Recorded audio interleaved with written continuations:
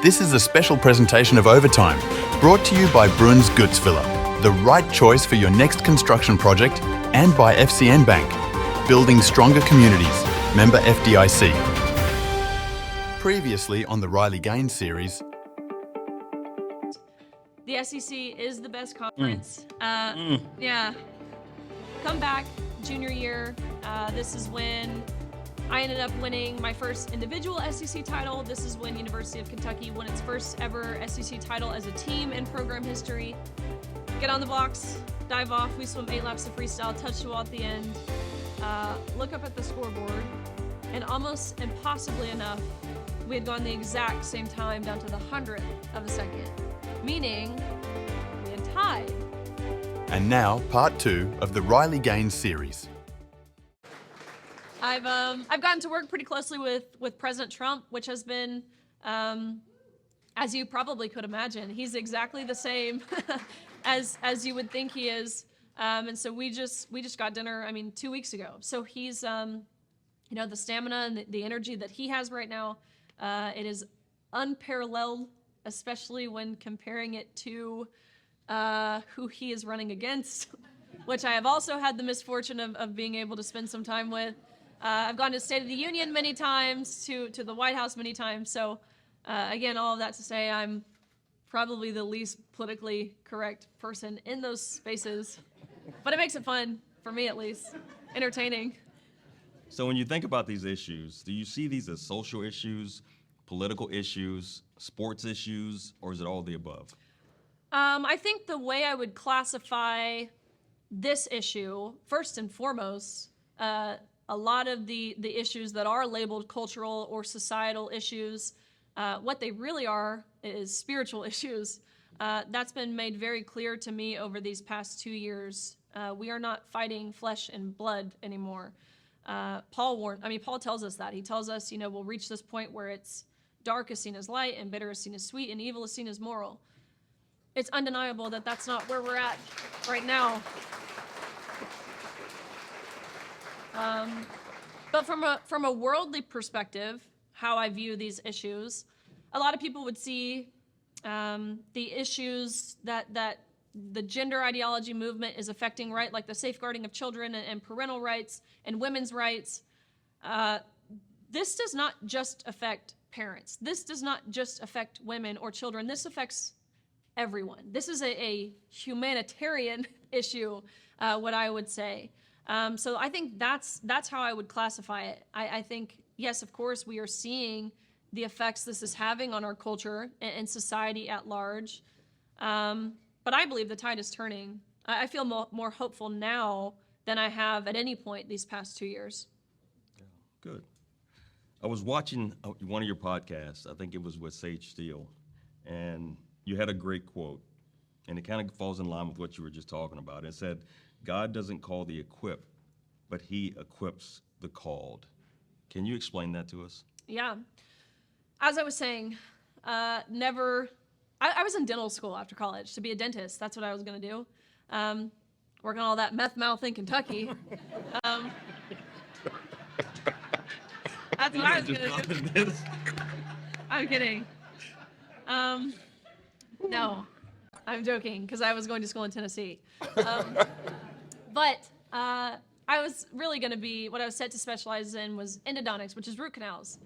When I tell you, I knew nothing about our government, like nothing. I knew we had 3 branches.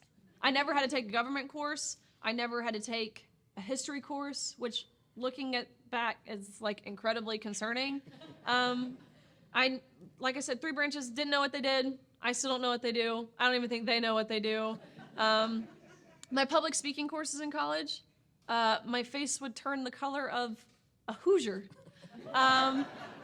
I, by no means, felt prepared.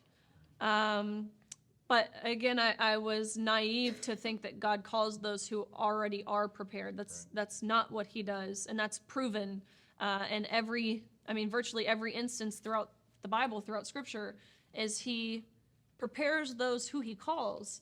And if he brings you to it, he'll certainly bring you through it, right? Just as he did with Moses who led the Israelites out with Aaron and his staff, or just as he did with Joshua, who he promised a victory over the Canaanites, and just as he did with Esther before she was brought before the king. And so now, in understanding that, really having had to learn that, I feel more reassured. I pray every day for strength. I pray for wisdom. I pray for protection, direction, guidance. And he provides those things. Yeah. So would you say, to set the record straight, many ask the question, are you against anyone? Are you anti-trans? What's your message? Is it pro-woman, pro-truth, pro-reality, pro-common sense? Explain that to us. Yeah, you hit the nail on the head. This debate, again, it's very quickly labeled anti-trans or transphobic. Not by a lot of people. It's really not by a lot of people, but by the media, by our progressive elected officials. Seemingly, this is an issue that has fallen almost entirely on party lines, which isn't representative of how society at large feels. Corporate America, academia, those types of places will label the stand that I have taken as anti-something, transphobic, homophobic, you name it, they'll call you it. But to be very clear, I think it's a good way to put it how you did. The stand I'm taking is not against anything. I'm not saying that people who identify as trans shouldn't be able to compete. Of course not. I actually would urge every single person to play sports, regardless of any identity factor, regardless of race, regardless of sexual orientation, gender identity, what religion you are, regardless of any of that stuff. Everyone should play sports. But play in a category that is safe, number one, and fair, number two. I don't understand how that's overly controversial. So yeah, I'm standing for something. I am standing for transparency. I am standing for equal opportunity. I am standing for safety. I'm standing for privacy, for maintaining our dignity, our hard-fought and won rights as women. Yeah, the stand is very much pro-woman. And I'll tell you, even in that conversation I had with Representative Lee, and why I was able to come back at her and say, hey, well, again, by your own logic, you're a misogynist. If the stand that I've taken, which is pro-woman, I mean, it's immediately deemed anti-trans. Okay, if that's the case, then wouldn't being pro-trans inherently be anti-woman? And what do we call someone who's anti-woman?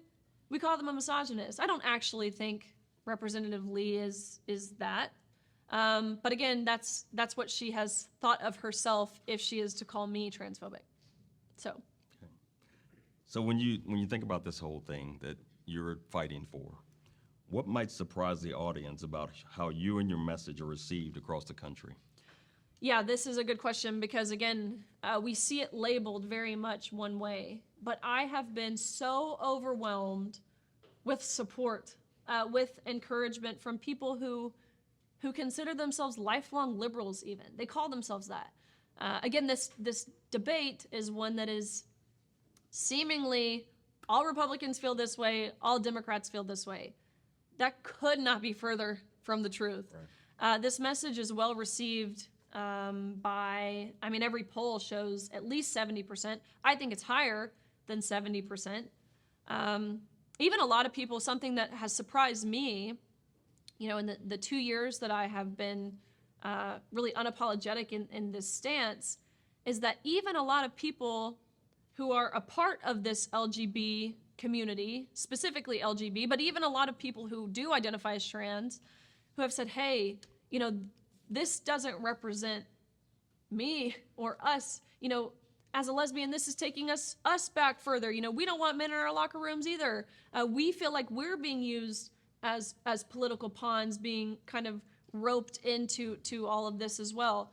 So that's been pretty surprising, I think. Even someone like Martina Navratilova, we don't agree on anything else at all. But she's someone who's become a dear friend and definitely an ally in this fight. And she's even said, and she's arguably done the most for the lesbian community than anyone on this planet.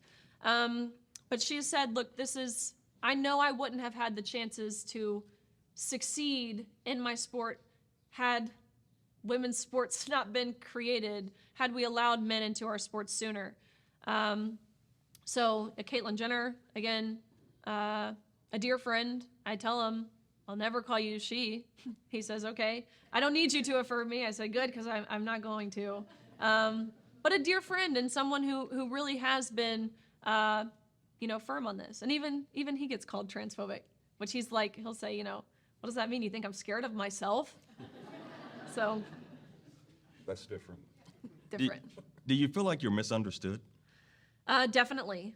Again, I think majority of people, if they were to get past the headline that says anti-trans swimmer wants to ban trans athletes, I think if they get past that, understand what's at stake, especially those with daughters, those who played sports, they'll understand this is merely about fairness. And again, safety, especially in sports where you're colliding or throwing something at one another, they'll understand that. They'll understand. I mean, even some of my friends who don't necessarily agree with me, they know me. Right. They know my heart.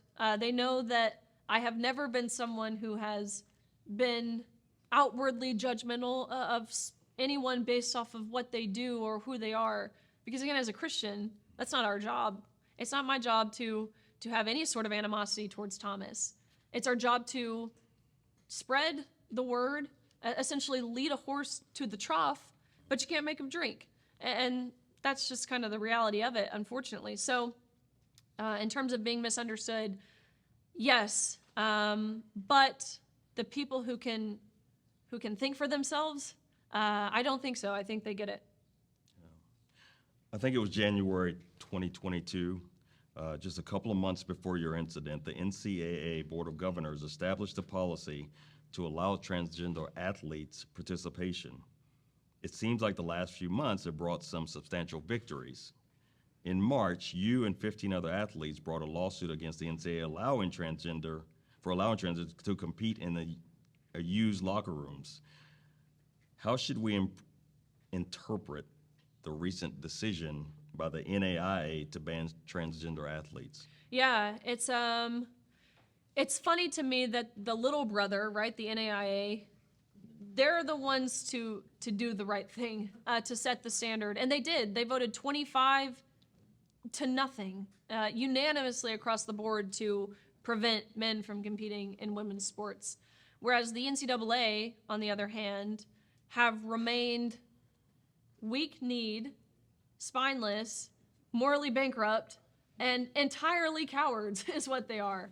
Not because, again, I even talking with the president of the NCAA at the time, Mark Emmert, now, of course, is Charlie Baker, but at the time, Mark Emmert, he released a public statement a couple days following this national championships and said, word for word, he unequivocally stood by his decision to allow Leah Thomas to swim with the women because it's based in evolving science, is what he said. Whatever that means. But privately, I see him. He says, you keep going. You keep fighting, keep pushing, as if he's not the one that I'm fighting. So, again, I don't think it's because they believe this is right or fair. They all say our hands are tied.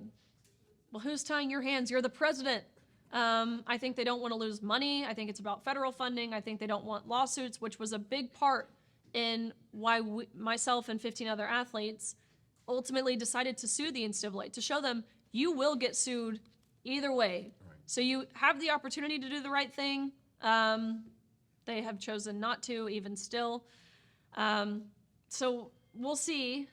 Feeling very hopeful about the lawsuit because, again, they explicitly violated the federal law being Title IX. It's to me, obviously, I'm not an attorney, I'm not a lawyer, but it's pretty black and white. They just filed a motion to dismiss, which we knew they were going to do. So we'll go back to the courts now, provide evidence of why they should not dismiss this case. So feeling very hopeful there. So we'll see. But again, the NCAA is, I think they're thrilled that we're suing them, to be honest with you. I think they're thrilled that states are passing laws because they can sit on their hands, which is what they love doing. They get to remain unaccountable and unresponsible, which is what they want. Right. So I think they're happy about the lawsuit. Okay, we're going to change lanes a little bit. I like the pun. I get it. You deal with I some saw that. you deal with some crazy stuff, okay? And I recently heard about the hostage situation in San Francisco. Yeah. Is that the wildest thing that's happened? Tell us about that a little. And then the second question, is that the craziest thing that's happened? Yeah, that was pretty wild. I went to San Francisco, which was my first mistake. But I was invited to speak at San Francisco State University's, one of their local Turning Point chapters. And so I figured, I thought I knew what I was getting myself into, right? I know San Francisco is the belly of the beast. It's certainly a different political climate than what I'm used to in Tennessee. And so, but nonetheless, that's who needs to hear the message. So I thought, what a great opportunity. But I was naive to think that these students and community members would come with an open mind and the willingness to have their hearts softened, because they did not. They came with pitchforks and fire. And upon delivering my message, it was kind of a similar form. It was a classroom setting, but like a podium at the front, a door at the back. Hundreds of protesters rush in. They turn the lights off. They rush to the front. That's when I'm ambushed. I'm being pushed. I'm being shoved. I'm being punched in the face by these men wearing dresses, which fortunately for me, their punches really don't hurt that bad. But anyways, they ended up really holding me for ransom for 4 or 5 hours, demanding that if I wanted to make it home to see my family safely again, I had to pay them money. You might be wondering, okay, well, where were the police? Guys, it's San Francisco. The police were being held for ransom with me. I'm looking at the officers. Pretty sure we're being held against our will. Pretty sure we call that kidnapping. Isn't there something you can do? To which they said, no. There's nothing we can do. We're not allowed to do anything because we're not allowed to be seen as anything other than an ally to that community, or else we'll lose our jobs. The same community who's on the other side of the door calling these officers racist pigs for protecting a white girl like me. Anyways, the dean of students shows up. Again, it's like midnight, like the middle of the night. Dean of students shows up, starts negotiating with the students how much I owe each of them to leave, which the price they agreed upon was $10 each, which makes me mad because I think I'm worth more than $10. Right? Eventually was able to get out. The next day, the vice president of student affairs at the university, Dr. Jamila Moore, she sent out a university-wide email to the entire student body, to the faculty, professors, what have you. And in this email, she said, "We are so proud of our brave students for handling Riley Gaines in the manner that they did. We know how deeply traumatic her presence is on this campus, and so here are some counseling resources for you guys. Take the day off of school. Just know that we see you, we hear you, we love you, and we stand with you." Nowhere in this email did it condemn violence against women for that matter. Nowhere in this email did it say, we uphold our First Amendment rights and the freedom of speech. No, of course not. And actually the police just got back to me not too long ago, and they said that there was no evidence anywhere to charge anyone. They couldn't charge the individual students, they couldn't charge the university, they couldn't charge the police department for failing at their most basic duty of ensuring my safety. They said there's no evidence that this even really happened. That came from the officer who was in the room with me. So, again, not that you needed that little incident to show you how our justice system is two-tiered, or has really become co-opted, hijacked entirely. But if that can be of any reassurance. So yeah, in terms of crazy things, that's definitely up there. Well, look, the craziest thing that would happen here is we would try to feed you fried chicken or something. I know, I know, right? Hey, I stopped at McDonald's on my way here, so I'm not above it. Wagner's fried chicken? I'm gonna leave the whole thing alone. Y'all know what I was talking about. Okay, so you're on this whirlwind tour. Do you ever slow down long enough to think and reflect and ask yourself, how did I get here? Not really. I slow down enough to be able to remind myself why I got here, and it blows my mind. It really does. The places I've been able to go, the people I get to meet, the impact that has had, the platform that's been built. I mean, now over 1 million followers on Twitter or X for merely saying men and women are different. That's it. That's like my whole shtick. That's it. I'm like a one-trick pony. That's it. And so I have to remind myself sometimes, like, it blows my mind that that's now considered brave. I don't feel brave. It's comical, really, when they'll come up to me all the time, "You're so courageous." I'm like, I'm really not. Like, it's I understand. Sure. I understand the threats. I understand the risk. But to say that makes me brave, I don't feel brave. No, you know who's brave? It's our veterans. It's people who serve this country. It's our first responders. It's our law enforcement. That's who is brave. Those people are putting their lives on the line every single day. Not me for saying that there are two sexes and you can't change your sex, and each sex is deserving of equal opportunity, privacy, and safety. She said it. On the next Riley Gaines series, You're from Tennessee. Where about in Tennessee? Where do you call from? So Nashville, Okay. Just a little north of Nashville. When you think back to your childhood, what's your first memory of being in a pool? Oh, my first memory. So as I said, I started swimming pretty young. Just your typical summer league team, like a lot of kids do. Me and all my siblings, we all did it together. We go outside to the pool, and the pool's, covered with the tarp. It's literally December. And he pulls back the tarp and he says, "You're gonna jump in, but you're not allowed to shiver. You're not allowed to say, 'I'm cold.' You're not allowed to chatter your teeth." And I'm like, "Dad, this is child abuse. I'm calling Mom."